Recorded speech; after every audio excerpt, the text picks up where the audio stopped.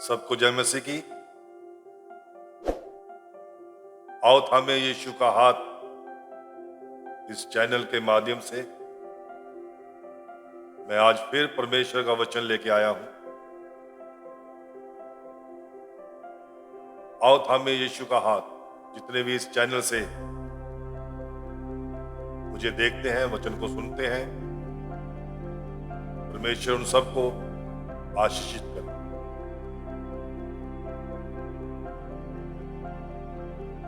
आइए हम परमेश्वर के सच्चाई को जानने से पहले हम एक छोटी सी प्रार्थना करेंगे और आप भी इस प्रार्थना में मेरे साथ सहभागी हों। आइए हम अपनी आंख खोलें। स्वर्गीय पिता परमेश्वर, दया के सागर, प्रभु हम आपका शुक्र और हम आपका धन्यवाद करते हैं। धन्यवाद करते हैं आपके द्वारा लिखित वचनों के लिए। धन्यवाद करते हैं आपके उस महान पवित्र आत्मा के लिए जो सत्य का आत्मा है और हमें सत्य की ओर ले चलता है। आज का वचन जब बोला जाए, जितने भी वीडियो देखने वाले हैं या सुनने वाले हैं, उन सबों के मनों में पवित्र वचन वास करने पाए, तो सबके लिए एक चंगाई का कारण बने। तो सबके दिलों में ये 30 नहीं, 60 नहीं, 100 गुना अल्लाह यीशु नाम से ये प्रार्थना करते हैं। आमीन, आमीन।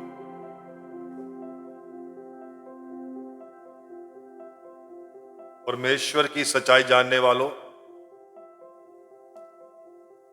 आओ थामे यीशु का हाथ इस चैनल के माध्यम से आज जो मैं परमेश्वर का वचन लेके आया हूं,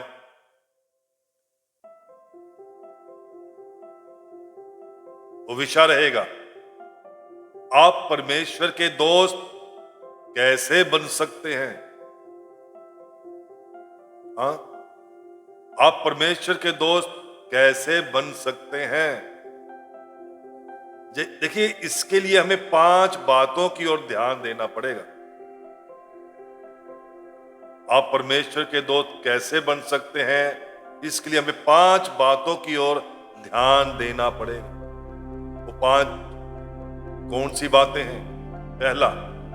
पहली बात, क्या परमेश्वर सभी लोगों की प्रार्थनाएं सुनता है?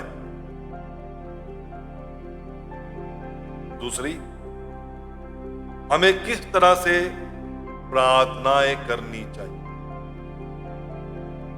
तीसरी बात, हमें क्यों एक साथ इकट्ठा होकर रहना चाहिए? और चौथी, हम परमेश्वर के साथ अपनी दोस्ती और गहरी कैसे कर सकते हैं? और 5वीं, परमेश्वर का दोस्त बनने से हमें क्या फायदा या हमें क्या लाभ हो सकता है? देखिए, इन 5 बातों को हमें याद रखना है अगर हम परमेश्वर के दोस्त बनना चाहते हैं। देखिए, इस वीडियो का आओ थामे यीशु का हाथ में, इस वीडियो का यही एक मकसद होगा कि हम परमेश्वर के दोस्त कैसे बन सकते हैं। तो आइए हम पहली बात को समझेंगे कि हम परमेश्वर के दोस्त कैसे बन सकते हैं, और वो है, क्या परमेश्वर सभी लोगों की प्रार्थनाएं सुनता है? हाँ,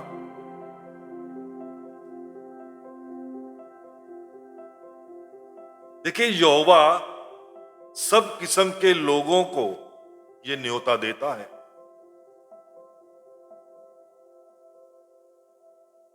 यहोवा परमेश्वर हर किसी तरह के लोगों को मौका देता है, न्योता देता है कि वे उससे प्रार्थना करें और उसके दोस्त बने। परमेश्वर ये चाहता है कि हम उससे प्रार्थना करें और उसके दोस्त बने। इस बात को दाऊद भी लिखता है बाइबल में। भजन संहिता जब हम देखते हैं, भजन संहिता अध्याय 65 वर्स 2 में लिखा है, दाऊद लिख रहा है। जब हम 2 वचन पढ़ते हैं, 2 वचन में लिखा है, हे प्रार्थना के सुनने वाले, हाँ, हे प्रार्थना के सुनने वाले, सब प्राणी तेरे ही पास आए। हाँ, क्या कहता है वचन? हे प्रार्थना के सुनने वाले, सब किस्म के लोग, हर तरह के लोग तेरे पास आएंगे। लेकिन यह हर किसी की प्रार्थनाएं परमेश्वर नहीं सुनता। हम चाहे जितना भी चर्च चले जाएं, हम जितना भी लोगों को साथ मिलकर हम संगति करें, जितना भी हम प्रभु की स्तुति आराधना करें, लेकिन वह हर किसी की प्रार्थनाएं नहीं सुनता। क्या कहते हैं हम? अगर एक आदमी घर में आता है, अगर उसकी पत्नी ने उसे पानी नहीं पूछा तो पति क्या करता है? नाराज हो जाता है, खफा हो जाता है। हाँ? अगर औरत आके अपने पति से माफी भी मांग ले, पति क्या कहता है? मैंने तुझे माफ कर दिया, लेकिन मैं वो बात नहीं भूलूंगा कि तूने मुझे पानी नहीं दिया था। तो फिर ये माफ करना कैसा हुआ? जब मन में हमने उसके प्रति विचार रखा हुआ है और माफ भी कर दिया, तो वो क्षमा नहीं हुई। हाँ? अगर एक पति अपनी पत्नी के साथ बुरा सलूक करता है, तो याद रखें उसकी प्रार्थनाएं में रुकावट आएगी। उसकी प्रार्थनाओं में रुकावट आ सकती है। अगर हम वचन पढ़े, पहला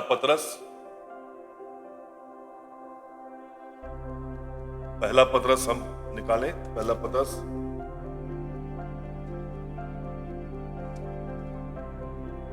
पहला पतरस अध्याय 3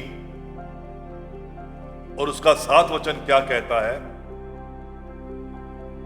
देखिए, 7 वचन ये कहता है, वैसे ही हे पतियों, तुम भी बुद्धिमानी से पत्नियों के साथ जीवन निर्वाह करो और स्त्री को निर्मल पात्र जानकर उसका आदर करो, यह समझकर कि हम दोनों जीवन के वरदान के वारिस हैं, जिससे तुम्हारी प्रार्थनाएं रुक ना जाएं। क्या कह रहा है ये वचन? हाँ, चलिए मैं आपको विस्तार से समझाता हूं। पतियों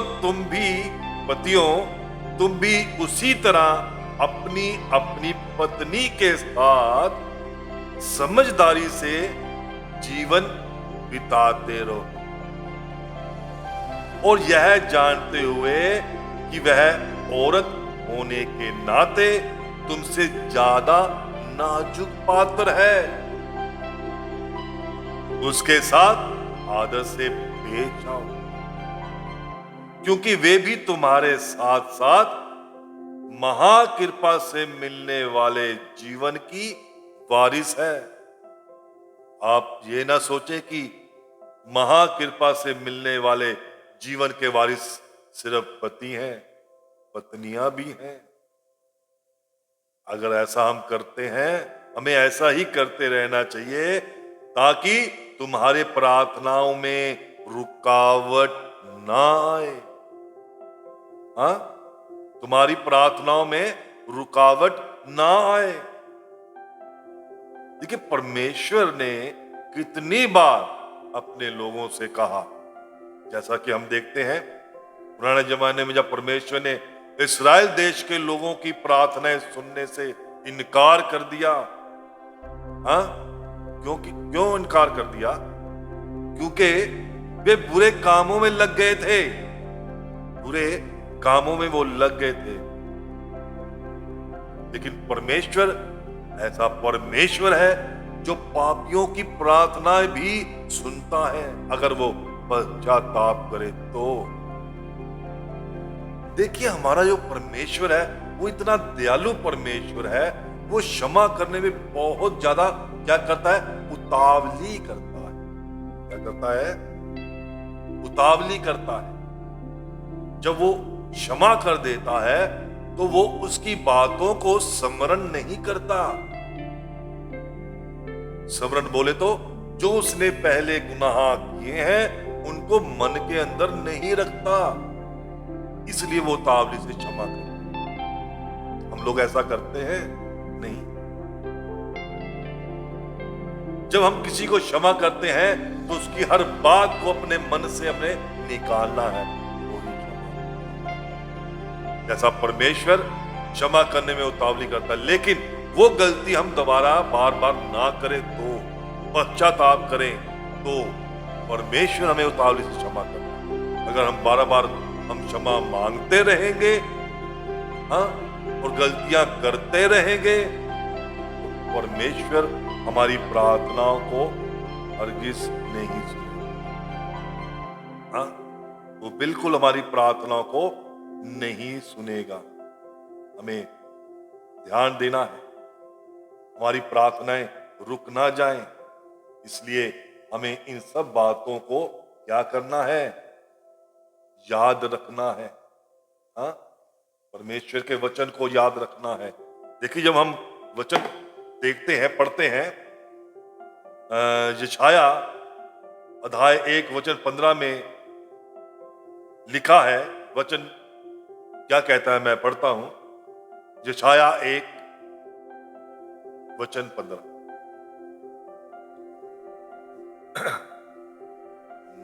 हाँ, जब तुम मेरी ओर हाथ फैलाओ, ध्यान से सुनिएगा वचन क्या कह रहा है।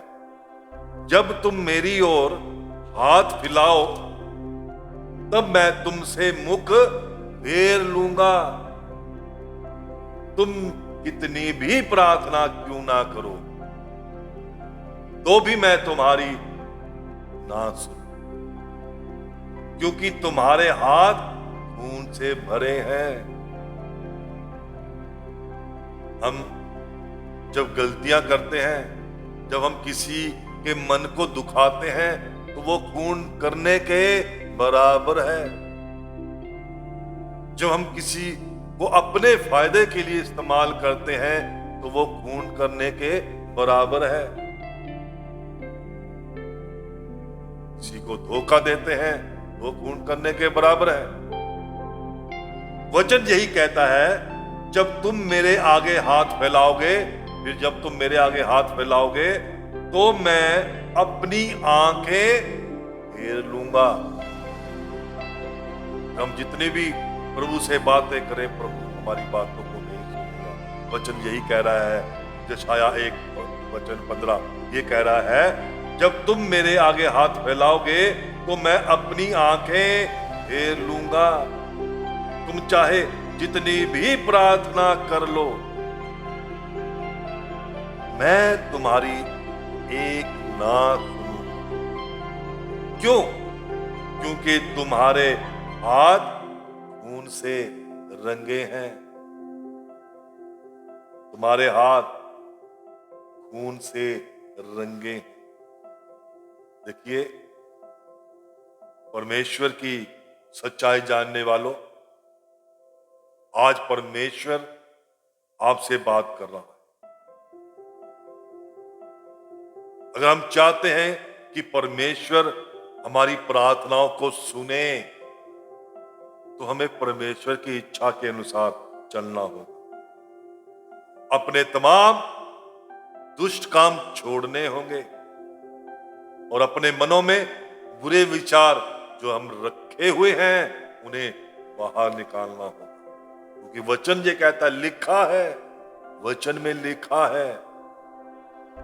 यशाया अध्याय 55 वर्ष 7 में लिखा है, मैं वचन पढ़ के बताता हूं। यशाया 55, एक मिनट में निकलेगा अभी। हाँ, यशाया 55 वचन 7, आप सुने क्या कहता है। दुष्ट अपनी चाल चलन और अनर्थकारी अपने सोच विचार छोड़कर यहोवा ही की ओर फिरे, वह उस पर दया करेगा, वह हमारे परमेश्वर की ओर फिरे और वह पूरी रीति से उसको क्षमा करे, पूरी रीति से उसको क्षमा करे। देखिए, अगर हम अपने दुष्ट कामों को छोड़ देते हैं, अपने मन से बुरे विचार को हम निकाल देते हैं, तो परमेश्वर हमें क्षमा करेगा। मैं वचन को विस्तार से बताता हूँ। वचन 7 क्या कहता है, 55 अध्याय वचन 7, मैं एक बार भी बताता हूँ, विस्तार पूर्वक बता रहा हूँ। दुष्ट इंसान अपनी दुष्ट राह छोड़, दुष्ट इंसान अपनी दुष्ट राह छोड़ दे, बुरा इंसान अपने बुरे विचारों को त्याग दे। हाँ, बुरे विचारों को त्याग दे, वह यहोवा के पास लौट आए, वह यहोवा के पास लौट आए जो उस पर दया करेगा। अगर वो लौट आता है प्रभु परमेश्वर के पास, उस स्वर्गीय पिता के पास, अगर वो लौट आता है तो उस पर वो दया करेगा। हाँ? देखिए, हमारे परमेश्वर के पास लौट आए, उस स्वर्गीय पिता के पास वापस लौट आए, क्योंकि वह दिल खोल कर क्या करेगा, माफ करेगा। वो माफ करता है, दिल खोल कर माफ करता है, बड़ी उतावली से माफ करता है। हमारे गुनाहों को वो बिल्कुल भी स्मरण नहीं करता है, वो भूल जाता है। अगर कोई इंसान सच्चे मन से पश्चाताप कर कर प्रभु परमेश्वर के चरणों में आकर के क्षमा मांगता है, तो प्रभु बड़ी ही उतावली से उसे क्षमा करेगा। लेकिन वो पश्चाताप करे, वो गुनाह दोबारा फिर ना करे, अगर वो चाहता है कि परमेश्वर मुझे क्षमा करे। अगर हम बार बार उस गलती को दोहराएंगे, करेंगे, माता पिता की आज्ञा नहीं मानते हैं, गुनाह करते हैं, खून करते हैं, अपने टीचर की बात को नहीं मानते हैं, गुनाह करते हैं, खून करते हैं। हाँ, जहां हम काम करते हैं, हमारा जो बॉस है, जो मालिक है, उसकी बात हम नहीं सुनते, उसके विपरीत जाकर अच्छी रीति से हम उस काम को नहीं करते हैं, तो हम भूल जाते हैं। सच्चाई के मार्ग में चलने वाला ही परमेश्वर के करीब आता है। हमारी प्रार्थनाएं तभी सुनी जाएगी अगर हम परमेश्वर के इन वचनों को अपने जीवन में ग्रहण कर कर परमेश्वर दिल खोल कर हमें क्षमा करें। मैं विश्वास करता हूं, आशा करता हूं कि आज के इन वचनों के द्वारा आपने बहुत कुछ परमेश्वर की सच्चाई को पाया होगा। परमेश्वर ने आपसे जरूर बात की है। आओ थामे यीशु का हाथ, इस चैनल के माध्यम से परमेश्वर वचन के जरिए आपसे बातचीत करता है। मैं धन्यवाद करता हूं आपने इस पूरी वीडियो को देखा और आप अवश्य परमेश्वर से आशीष पाएं। सबको जय मसीह। Praise the Lord. God bless.